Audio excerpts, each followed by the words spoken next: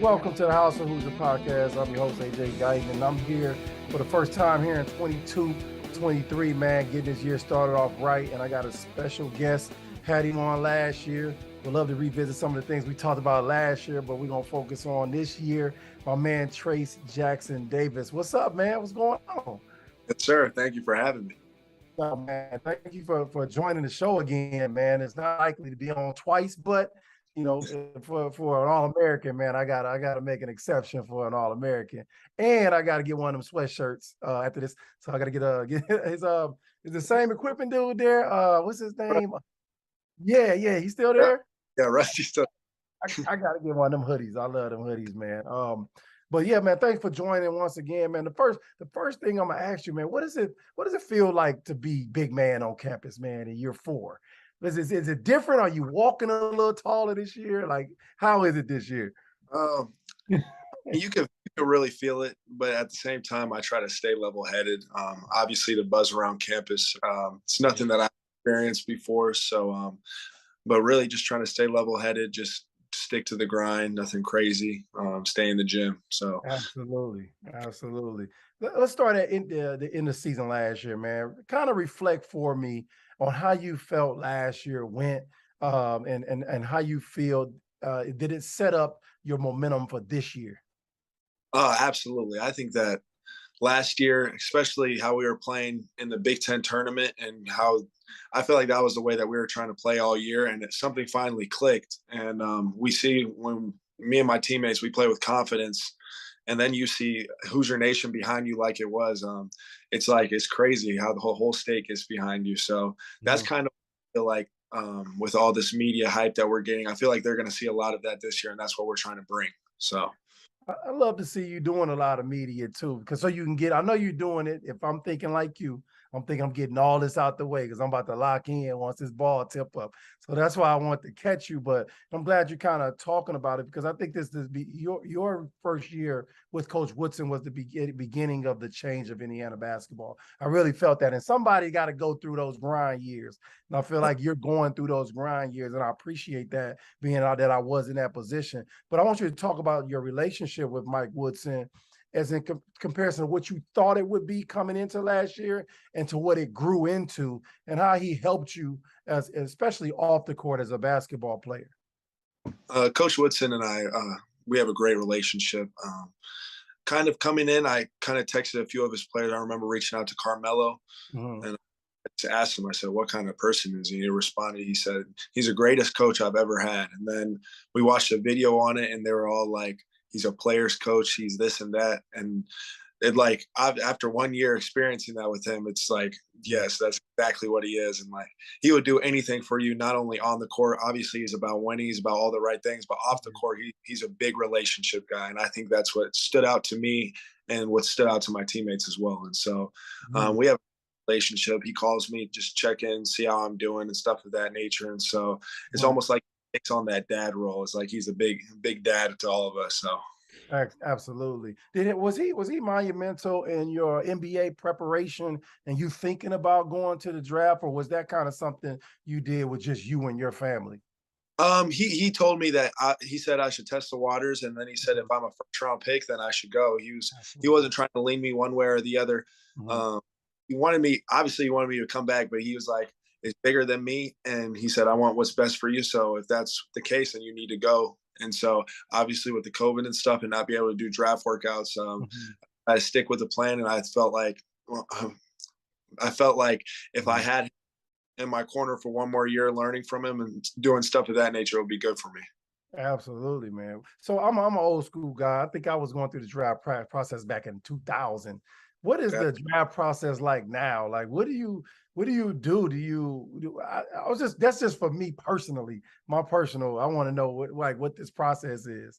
What we did, so mine was kind of crazy. So I basically from I would say April 17th all the way to like May 20th, or not May 20th, probably May 11th, May 12th. I was just in LA, and all I was doing was working out and lifting. I do that every day. Monday through Saturday, and then Sunday off. And then so I was doing that every day. I'd wake up at about 8 a.m., then play, shoot, and then lift afterwards. And it was about me and 5 to 6 other dudes that were doing that. And then what was supposed to happen, I had 4 draft workouts back to back to back to back. So I was in Brooklyn, and I was supposed to be in Boston, then Milwaukee, and then Indiana, and then I was going to Chicago for the draft combine, and then I had 6 other workouts right after that. So, and then I couldn't do any of those, but it would have been a grind, man. It's crazy how it's fun just is that though, man. That is so fun, man. Like just because I know you was in like in the presence of other guys working out. You were. Well, I'll tell you one thing I didn't do a great job of was keeping the gear that I got when I worked out. Like I just got rid of that gear. I was so mad that when I got older, like, what is damn jerseys? Because I did 9 workouts. So but that's a blessing, man. And for me, I just want to know, like, what is it like? And it's still similar. It's still similar, but you kind of stayed in one place this time. Yeah. Okay.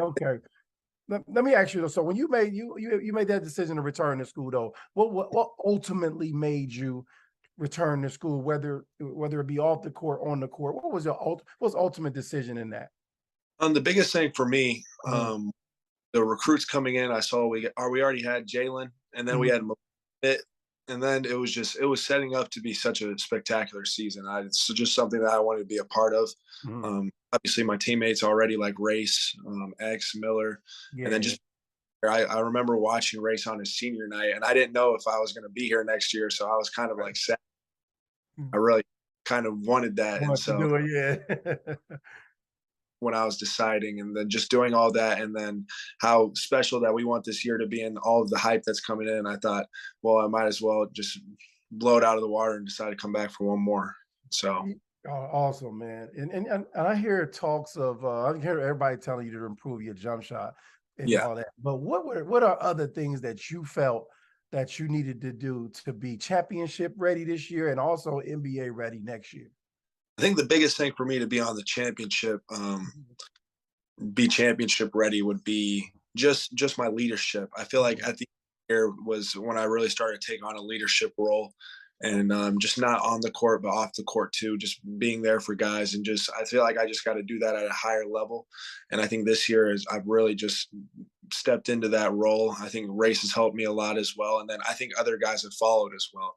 And so biggest thing, I feel like on the court, we do a lot of things well. We keep defending at a high level. And then I think offensively, we got a lot of talent coming in this year with the freshman guys, and then just playing with each other for another year, since we our team was like a little kind of put together last minute. And so just playing with each other, the chemistry, I think, is going to be a big thing. And then for the NBA, I think the big is just being more active on defense. I feel like I can always do a better job with that, rim running, and just having my motor going at all times throughout the game. So I think that those are going to be the biggest things for me. Man, I'll tell you one thing about you is I love your motor. I always know you're going to produce because you play the game with a high motor. And at the bare minimum, if you just have that, you're going to make a career in the NBA. So when I hear guys like, oh, he needs to shoot threes, I'm like, no, he don't. All he needs to do is become a better leader, continue to work in that area, which was the area that I wasn't great at and when I was in school. That if hindsight being 2020, I go backwards, I would have made sure my team was more together off the court than I tried to make sure we were together on the court, because off the court translate. But you got guys like Rudy Gobert, Brandon Clark, Robert Williams. These guys make $80 million plus and can't throw the ball in the ocean. So I wouldn't even be worried about, just continue to be you, continue to lead the league in rebounding and start the fast break. You might hit it. You're gonna hit a 3 every now and then. You're gonna throw one up, but it ain't about that, man. I just love your motor, your attitude, and just being out there and being an X factor every single night, because they can't prepare for the things that you can do on the floor. There's no let's stop Trayce rebound and let's stop his. No, just continue to be who you be. I just want to get that out there, because I'm reading all these publications like he don't. You got guys around you that's gonna space this floor for you. When you feel like shooting a jump shot, shoot a jump shot, but can be who you are so you can go and take care of your family like everybody else and win championships and hang banner number 6, man. So I just want to get that out, my brother. So now, incoming freshman, man, who you think who surprised you the most?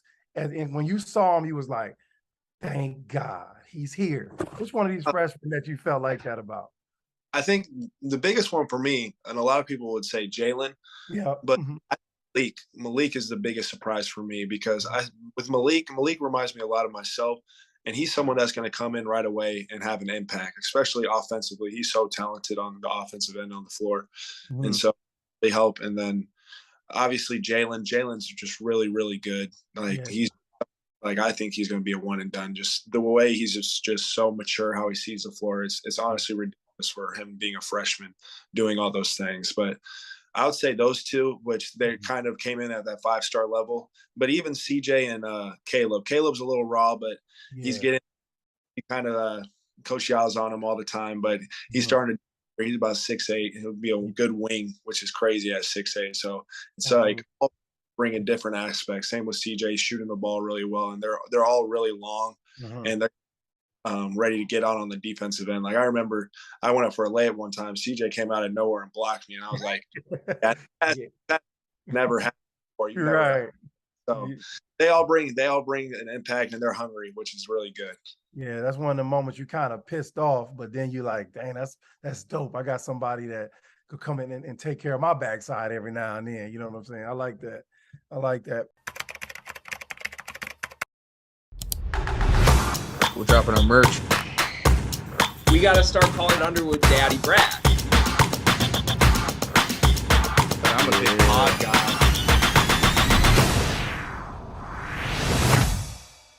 Breaking news. The Field of 68 has an online store, and it's your one-stop shop for the latest and greatest merch in college basketball and college football. You can find shirts to support your favorite team, make fun of your rival team, or boast Field of 68 catchphrases like Daddy Brad, Cussin' and Discussin', and the Star Heels. Go to www.fieldof68.shop today and enter promo code TOUCHDOWN for 20% off at checkout. So you're supporting Cavs, man. You got a great returning supporting Cavs. You got Race, you got Miller, you got X. I mean, it's nothing like having that comfortability out there because these freshmen, they don't really understand the rigors of the Big Ten and how everything's going to be against you, and you got to play through that 5-on-8. You know what I mean? So, but you mentioned as the guy that's going to be a breakout guy, Tamar Bates.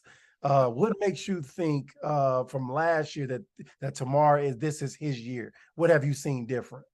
His approach. I mean, he had the approach at the beginning of last year, and then some of his family issues happened, and stuff that off the court things that just he had to deal with, and so his mind wasn't all the way locked into the game, which I can't blame him because I've never some of those things. I know it's going to be tough on him, especially being 18, 19 years old. And so this year, just him coming back this summer, he's been all the way locked in, and his approach to the game is just ridiculous. So even he might start, he might come off the bench, but whatever he does, like if he's the second unit, he's going to be their guy they're going to in the second unit. If he starts, he's going to be doing what he does. And I think his confidence has risen a lot too.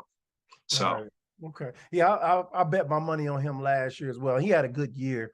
But I could tell it was so inconsistent. Great game here, and that's freshman basketball. So you're going to great game at Wisconsin, then you're gonna struggle at home against Michigan State. It just is what it is, and you got to learn that consistency. But I love his flair. I love his attitude. I just saw. I thought he personally needed to get a lot stronger. I said that's what I saw. I saw him get knocked off a couple of screens, and I know how that is. You got to be able to stand tall on those screens. Getting screens set by guys like you, and big fella Hunter Dickerson. That's not easy. So. But I agree with you, man. I hope he come out guns blazing this year as I do the whole team. And I'm going to put on my coaching hat for a minute because last year I wanted you guys to play smaller around you, man. And I want them to spread the floor and shoot more threes. I know old coaches like old Coach Woody, man.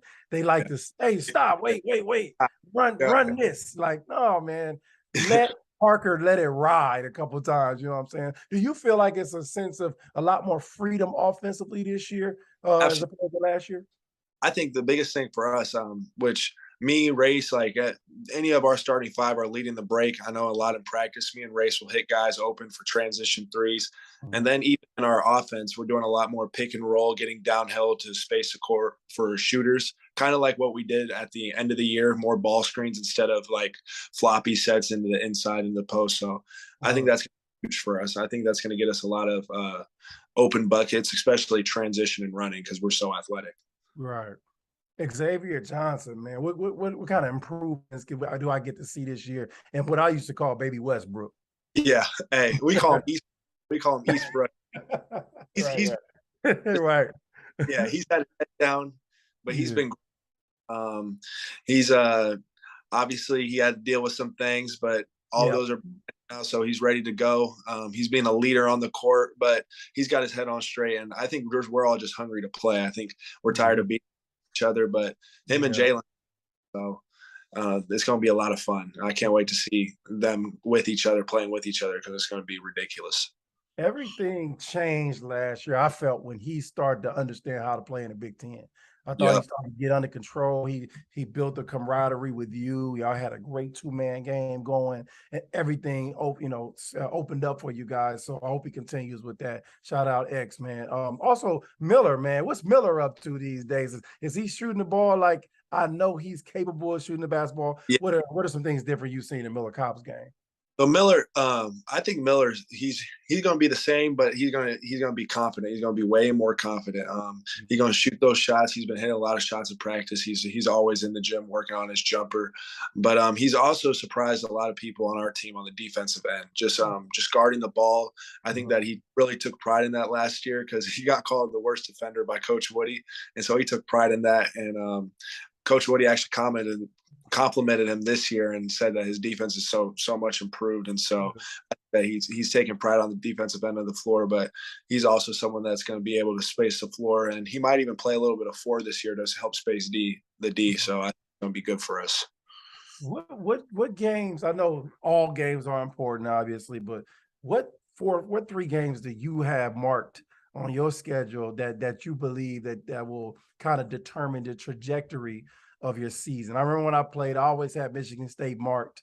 You have Purdue marked. You always got Purdue marked. And then it was always a preseason game where I felt like Indiana basketball could really, really be on the map and continue to be on the map with those games. What games do you have X'd out in your mind?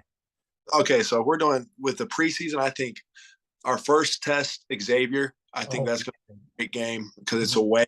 Our 4th game of the year, and it's going to kind of see where we are, especially with the young guys and just playing on the road. And I know Xavier's got a really hostile environment, but it's where our team is. And so I would say Xavier, and then at Rutgers, the first Big Ten game. I think that's another big one because it's going to start off our Big Ten season. So I think that's going to be a big one for us. And then me personally, one game I just want to play in is against North Carolina, obviously. Me versus Mondo, that's my guy. But when we get in between the lines, it's business. But obviously, I think they're going to probably be number 1 when they come in to play us, and so it will be fun. Assembly Hall will be rocking. Skill-wise, offensively, we talk about shooting, but what were some of your major focuses in your offensive game, skill-wise, to get better at? Me personally, I try to work on a lot of different things. Like I've been working on my right hand. I've used it so much more, but Coach Woodson actually has a lot more plays for me, driving the ball downhill and making plays. And so I've been working on my a lot and leading the break and just my passing in general. And because I do a really good job of passing out of the post, but just passing on the move when I'm dribbling and doing stuff of that nature and making the right reads. My mid-range jump shot I've worked on, and then obviously you can't get enough post work, and because I know there's still going to be pounded inside, so my jump hooks and just post moves in general. Awesome, man. We love to see that complete game from a 4-year player, man, and this is unprecedented. They don't stay 4 years, so we getting something special this year. Which 3 things do you think you had to, as a team, improve from last year in order to be in the running and in the race to win the Big Ten and to solidify that good seed in the NCAA tournament? What were some of the things you think you guys kind of lacked last year and that you kind of fixed this year? So the biggest thing that we worked on is definitely defensively. I think high ball screens. So we worked on high ball screens a lot. I think that's going to help us a lot because we were already really, really solid defensively, but just towards the end of the game, it was always high ball screens is what killed us. And so just fixing that, we watched a lot of film on it and just doing different things, trying new ways just to see what works best for us. I think that's one thing that'll be big. Obviously, 3-point shooting. We didn't shoot the ball well last year, and so big emphasis this summer on shooting the ball. And then I think players in general, our confidence. I think this year it's just we have a different aura around us where we had a little taste of March last year, and we want to experience that. We kind of had a taste of success, and so I think our confidence, if we have the confidence, in which obviously we do right now, and it's like that's how we play in the Big Ten. That's how we're going to play now. So those are probably.